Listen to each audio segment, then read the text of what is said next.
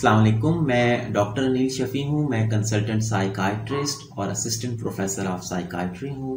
आज मैं आपसे एफेक्सर एक्सआर के बारे में कुछ बातें करूँगा। एफेक्सर जिसके अंदर मेडिकल कंपाउंड है उसका नाम वेनलाफेक्सिन होता है और लोकल ब्रांड्स में भी ये अवेलेबल है, जिसमें वेलेक्स एक्सआर, वेंडेप एसआर, वेनालेक्स, इस तरह से बहुत सारे नामों से अवेलेबल है।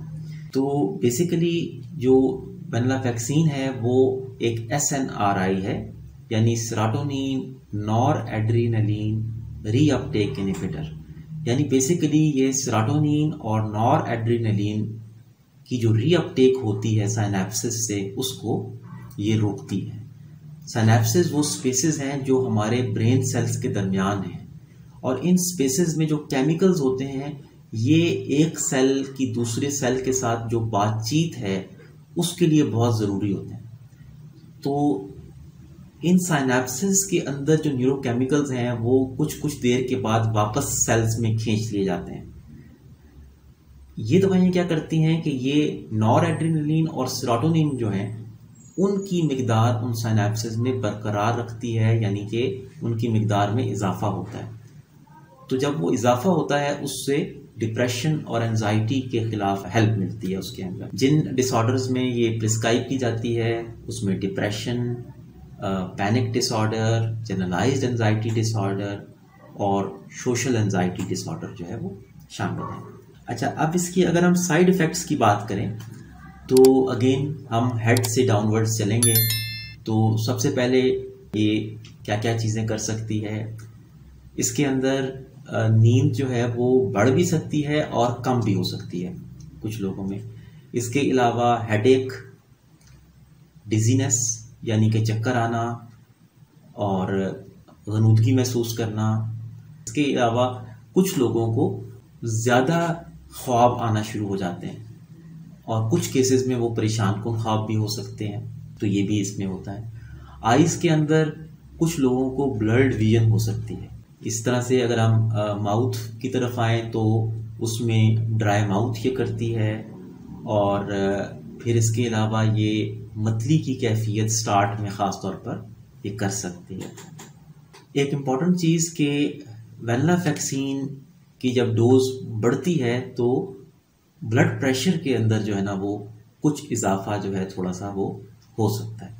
इसके अलावा ये जो मेडिकेशन है ये कॉन्स्टिपेशन कर सकती है। और एक इम्पॉर्टेंट चीज़ सेक्सुअल साइड इफ़ेक्ट्स के अंदर कि कुछ लोगों में ये सेक्सुअल साइड इफ़ेक्ट्स पैदा करती है। सबसे कॉमन जो साइड इफ़ेक्ट इसका है वो SSRI से मिलता जुलता है, जो कि इजैकुलेशन डिले की शक्ल में, यानी जो फारिग होने में देर या ताख़ीर लगती है जिनसी अमल में। इसके अलावा जिनसी ख्वाहिश में कमी और जो है ना मर्दाना अज़ू में सख्ती ना पैदा होना, ये भी कुछ लोगों में लामात हो सकती हैं। एक इम्पॉर्टेंट चीज़ जो कि वेनलाफेक्सिन के हवाले से इम्पॉर्टेंट है कि इस मेडिकेशन की हाफ लाइफ थोड़ी होती है, यानी ये जिस्म में थोड़ी देर के लिए रहती है। इसलिए इस दवाई को अगर हम एकदम से छोड़ें तो कुछ डिसकंटिन्यूएशन सिम्टम्स आ सकते हैं। यानी दवाई आप ले रहे थे, एकदम से छोड़ दी, अब कुछ उसके डिसकंटिन्यूएशन सिम्टम्स आ सकते हैं। वो क्या क्या हो सकते हैं? इंसान को कुछ अच्छा नहीं लगता, सर में दर्द रहती है, इसी तरह से इंसान को मतली महसूस होती है, चिड़चिड़ापन महसूस होता है, और एक सेंसेशन, इलेक्ट्रिकल सेंसेशन फील होती है इलेक्ट्रिक शॉक की। ये बड़ी एक कैरेक्टरिस्टिक होती है कि पेशेंट कभी कहते हैं कि हम दवाई हमने नहीं ली थी तो हमें इस तरह से अंदर से फील हुआ जैसे कोई बिजली का झटका लगता है। तो ये जो है ना कॉमनली ये देखने में आ सकती है। स्लीप प्रॉब्लम्स भी आ सकते हैं। तो ये इम्पॉर्टेंट है कि इसको एकदम से छोड़ना जो है ना वो उसके अंदर कुछ साइड इफ़ेक्ट्स आ सकते हैं। अच्छा, इसके अलावा ये कि ये जो बेसिकली वेनलाफेक्सिन है ये इंस्टेंट रिलीज़ में भी आती है और XR में भी आती है। तो जो इसकी XR फार्मूलेशंस हैं एफेक्सर XR की, वो 37.5, 75 मिलीग्राम्स इनके अंदर वो अवेलेबल हैं।